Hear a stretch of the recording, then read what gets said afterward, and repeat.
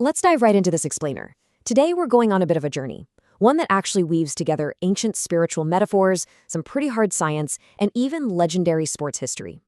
We're looking at a mental model that completely flips the script on how we view winning, losing, and the actual path to success. So let me ask you, why do we run from failure? I mean, it's a completely natural instinct, right? Nobody likes to lose. But what if the very thing we're running away from is exactly what we need to unlock our true potential? Today, we're exploring how checking our ego at the door and embracing our missteps is literally the only way to get through life's toughest bottlenecks. Okay, let's set the stage. Act 1, the context. Throughout this explainer, we're going to be guided by the wisdom of the Papa family. We've got Papa, who writes the source material we're looking at today, his spouse, Colonel Debs, and his father, Papa Q-Bear. Having these personal, very relatable figures grounds our whole narrative. It just reminds us that these big, timeless lessons, they apply directly to our own messy, everyday lives. Now, our mental model for today actually starts with a historical question asked of Jesus in the Gospel of Luke. Lord, will only a few be saved? But instead of just tossing out a statistic, the answer shifts focus entirely to a personal challenge, the concept of the narrow door. It's an open invitation for sure, but it's a fiercely demanding one.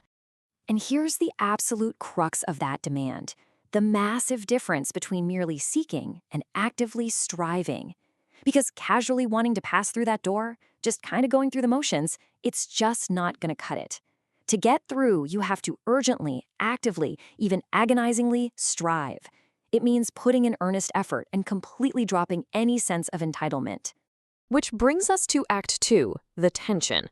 Let's talk about the failure paradox. Psychological research shows us a really fascinating tension here. When we fail, our ego takes a direct hit. It triggers this fight or flight response that often leads to what's called the sour grapes effect. Basically, to protect our pride, we just devalue the goal and say, well, I didn't want it anyway. But to squeeze through life's narrow doors, we have to flip that script. We have to move from avoiding threats to embracing smart failure, actually using our mess-ups as vital, objective feedback. But look, failing isn't magically valuable all on its own. If you just keep making the exact same mistake, you're just building bad habits.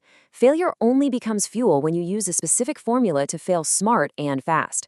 Step 1, take risks small enough that you can survive them. Step 2, get immediate feedback. And Step 3, make deliberate, targeted corrections before you try again. A perfect example of this is Louis Pasteur.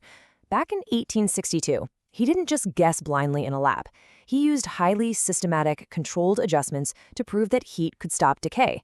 He took small risks, got the feedback, and deliberately corrected his course. And those smart failures eventually scaled up into pasteurization, literally saving entire industries and forever changing global public health. Talk about a game changer. Let's switch gears for a second and look at this massive number, 9,000. Let that sink in, 9,000. That is the number of missed shots in Michael Jordan's career. The guy lost almost 300 games. 26 times he was trusted to take the game-winning shot, and he missed.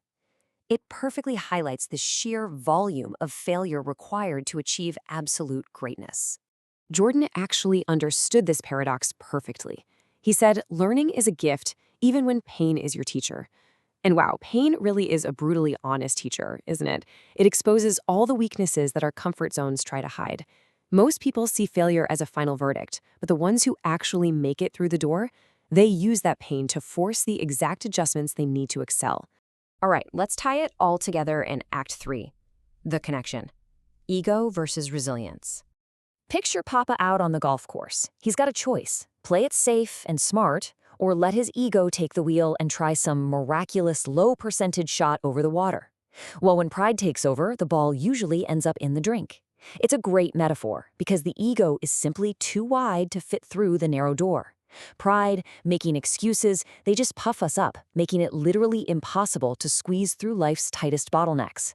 You absolutely have to strip away that ego if you want to learn. And when we do fail, and that sting makes us want to just pack up and walk away, we need profound resilience. Papa remembers this quiet, firm rule from his father, Papa Q-Bear. There is no such word as can't. It's a timeless, powerful reminder that when the mission gets incredibly hard, perseverance isn't optional, it's mandatory. You simply cannot let doubt have the last word. This kind of resilience directly echoes the deep traditions of the Marine Corps. It's an ethos driven by leaders who demanded independent thinking and a fierce can-do attitude rather than a paralyzing fear of making mistakes. It's all about improvising, adapting, and overcoming. It means treating discouragement not as a stop sign, but as a barrier you just have to push right through. Let's wrap things up. The synthesis. So, what are your key takeaways today? First off, passing through the narrow door is absolutely not about flawless perfection. It's about humility. It means intentionally shedding your ego, failing smart and fast, treating pain as a tough but necessary teacher, and having the perseverance to absolutely refuse to surrender when the path gets tight. This final thought beautifully summarizes the whole secret. You have to allow the sharp sting of defeat to fade. Intentionally push your ego completely out of the way and transform the heavy burden of failure into a steady, reliable stepping stone for your own growth. I'll leave you with this question to ponder today. Will you let your failures permanently shut the door, or will you strive to walk right through it? The door is open, waiting for you to take that difficult, ego-bruising, but incredibly rewarding step forward. Thanks for joining us, and we'll see you on the next Explainer.